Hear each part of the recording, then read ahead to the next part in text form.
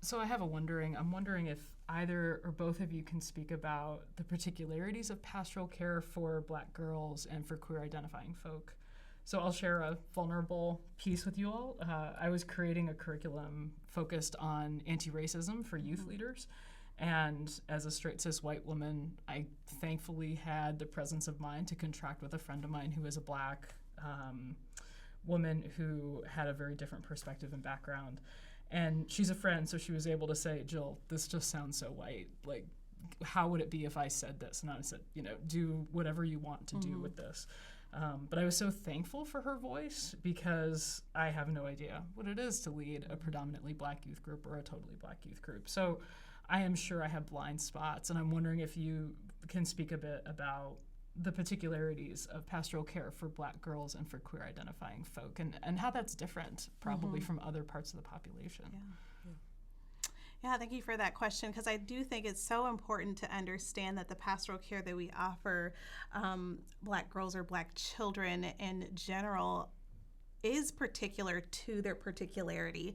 I think sometimes we become trapped in thinking that pastoral care should meet everyone's needs, and that is entirely untrue. So we do have to take their Blackness seriously. We do need to take their girlhood seriously. We do have to take the culture seriously as well. So we might need to be really cognizant that we are really addressing adultification and age compression and how systems view Black girls. That is all a part of the particularity when we're addressing and caring for Black girls well.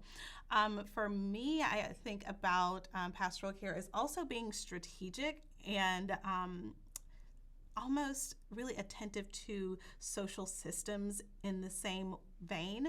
I say strategic because I think we have to just step back and actually ask Black girls what they need and strategize to address those needs instead of just assuming those needs. And some things, and I guess I would be vulnerable in this sense too, when I started my work with Black girls, I worked with them and addressed them and cared for them based on my own memory of my Black girlhood.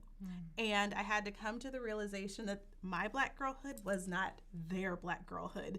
They have experienced different things. The world has been different for them than it was for me. So the particularity is really bound in what their experiences are, what their particular lived experiences are as Black children, as Black girls, and really thinking through on their way to becoming Black women or Black humans, depending on however it is they identify. What can we do to nourish them in the ways that they find nourishing? Yeah, similarly, when it comes to Black queer children in these church spaces, it's important that we aren't othered. Because we already feel that weight. Like, we know that something is different when we're young. And so to know that a pastor is like, I still see you. How can I help you?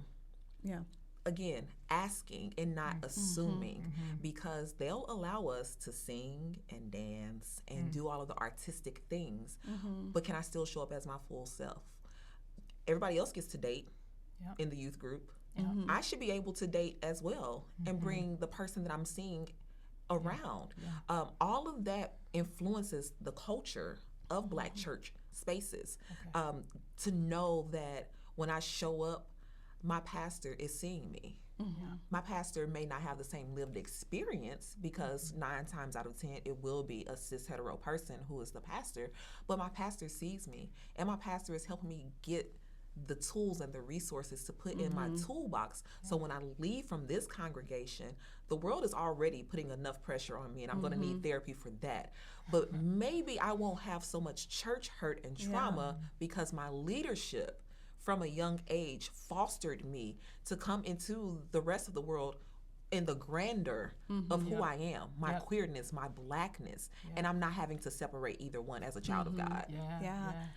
Some other things, kind of as you were sharing, that comes to mind is being able to ask Black girls how they care for their Black girlfriends, Oh. because their language and the way they think about care actually starts to come out of their narratives. So they may say, I offer them a hug when they're struggling, or if they have something going on, I want to listen to it. I want to do this. I want to do that.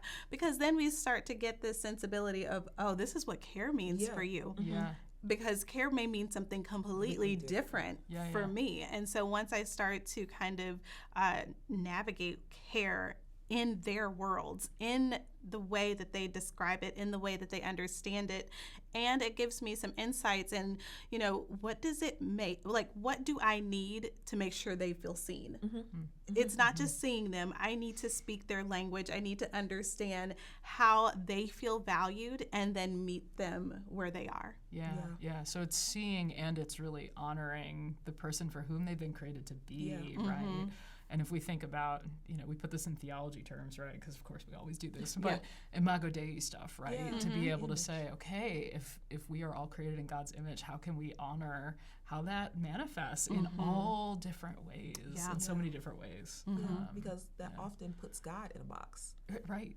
If we say no to this queer child, to this Black girl, because it's not in a male white image, how does that translate then to the children that we're caring for? And so to know that the world is diverse, the human race is diverse, God is also diverse. You get what I'm saying? And so if we are shifting our theology and how we talk about God in God's self, then that translates very clearly to children and youth that we're assisting in our ministries, because they already have this foundation of God is diverse. So my gender and sexuality is just an extension of God. That's right. Yeah. Thank you.